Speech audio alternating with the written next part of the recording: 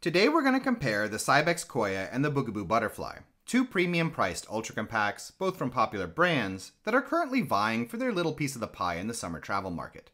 So let's jump straight into it then, looking at the advantages and disadvantages of each model in turn, and focusing on their differences in terms of child comfort, ease of use, longevity, and driving characteristics, before ending with a discussion of under what conditions and uses one might make a better purchase over the other.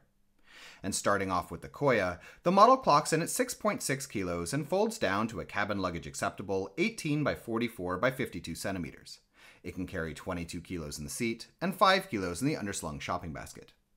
When it comes to child comfort, the Koya seat has an inside width of 33 centimeters, a total length for the sitting surface of 80 centimeters, and a longer maximum length of 115 centimeters when adding in space beneath the canopy and the distance to the front frame mounted footrest. The model has a good, more or less full-flat reclined position, but the upright angle is unfortunately a bit too reclined in my opinion.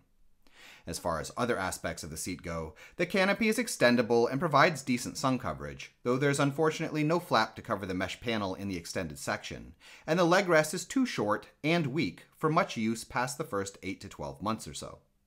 The textiles have a thicker than average premium feel, though the texture is crinkly and prone to holding onto creases. The harness has the one-pull tightening of most current Cybex models, but is only 3-point, meaning that the shoulder straps and side straps connect as a single piece to the central buckle. The Koya comes with a removable seat liner, which also has, beneath it, a large mesh window in the seat back to provide ventilation in warmer climates. When it comes to parent comfort, the Koya's handle has a fixed height of 104.5 centimeters. The shopping basket is average sized, but fiddly to access, due to the model's narrow rear frame, the slope of the handle arms and seat, and the sidewalls. As far as folding is concerned, the model's somewhat heavier and sturdier than average components, thick textiles, and the extra step of a locking clip make the process a bit cumbersome, though the way the shoulder strap is threaded through the undercarriage does help a bit for yanking the whole assembly closed, and of course, makes the model more handy to carry around. As far as the feel of using the Koya goes, the model feels sufficiently sturdy and substantial with both its bars and connection points, but it's loose in its locking joints, in particular the central hubs right under the seat, which bend a bit side to side when steering. And the rear frame is quite narrow as well, which creates a feeling of instability, and, combined with the slope of the handle arms and the model's deep recline, also makes it a tad sketchy with regards to potentially tipping when the seat is reclined with a heavier child. As far as durability is concerned, despite being a bit loose, the Koya is still built sturdily in comparison to the wider market, and I don't have reason to suspect any specific braking areas, outside of possibly the struts for the leg rest and the fact that the front wheels sit a bit loose in their housings, which can cause wobbling problems down the road. One thing that I would make you aware of, though, is that, despite being a platinum model, the after-sales guarantee provided with the Koya is still only 2 years, and Cybex has also shown an unwillingness to provide access to most smaller components as well, which is not really a competitive offering on the current market. When it comes to how the Koya is to drive, the wheels are of an acceptable size for an ultra-compact, but the lack of rear suspension and the looseness, as well as the somewhat unstable feeling that comes from the narrowness of the rear frame, does make the model a bit jittery and rickety feeling when the roads get even a little rough, such as over uneven sidewalks or gravel. Moving on, the Butterfly clocks in at a slightly heavier 7.3 kilos and folds down to a larger, though still cabin luggage acceptable, 45 by 23 by 54 centimeters. It can take the same 22 kilos in the seat, but a heftier 8 kilos in its underslung shopping basket.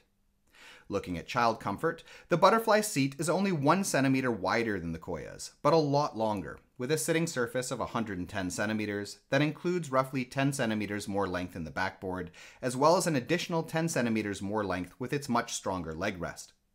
In addition, the Butterfly seat also sits a little higher off the ground and has more distance to the footrest, giving the model a total longer length for older children of 121 centimeters. The Butterfly doesn't have anywhere near to as deep of a recline as the Koya, unfortunately, but does have a somewhat more upright position. The textiles also have a more premium than average feel versus the wider market, and are softer than the Koya's, and don't have that weird crinkly thing going on either, though it's worth noting that many parents have complained that the seat liner tends to wear down a bit faster than it ought to. The Butterfly's canopy also has an open mesh portion when extended, but is larger overall than the Koya's. The seat liner can also be removed, though the seat back doesn't provide additional ventilation, while the harness is more user-friendly in my opinion than the Koya's, both in its 5-point connection, as well as the fact that the straps hold themselves out from the seat for easier mounting. Moving on to parent comfort, the Butterfly's handle stands at a slightly shorter 102.4 centimeters, though the shopping basket is larger, more weight capable, and more accessible than the Koya's in the way it protrudes backwards from under the seat, with a hinged lip to make loading easier. And folding the model is simpler as well, the chassis flipping down more naturally to its folded package, with less effort and fewer steps. When it comes to carrying, the Butterfly also has a shoulder strap, though it's shorter and less comfortable than the Koya's in my opinion, and the folded package is also a bit thicker, making it less comfortable under your arm, leaving the footrest, which doubles as a handle, a better means of carrying the model when you need to. As far as how the Butterfly feels to use, it's a bit tighter and more rigid than the Koya, and also doesn't suffer from the same back frame instability or tipping problems, provided of course that you don't hang heavy items from the handle.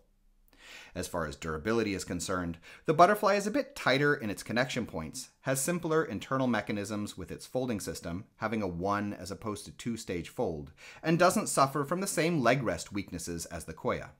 Its front wheels are similarly a tad on the loose end, though I'd note that Bugaboo models have a pretty strong track record when it comes to not developing wobbling problems. And while, all said, I wouldn't necessarily judge the Butterfly as that much stronger in terms of the basic build of the chassis, Bugaboo does offer a significantly better guarantee of 4 years, and also has shown themselves to be a lot more friendly with providing smaller components after the guarantee period is over.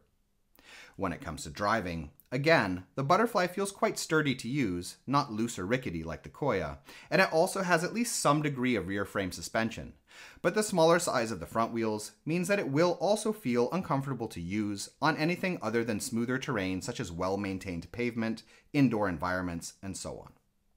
So which of these should you get then? In my opinion, other than if you're super sold on the look of the Koya, the Butterfly is the clear choice, having a better seat, a more accessible basket, feeling a bit sturdier to drive around, and coming with a better guarantee, while also costing around $50 less.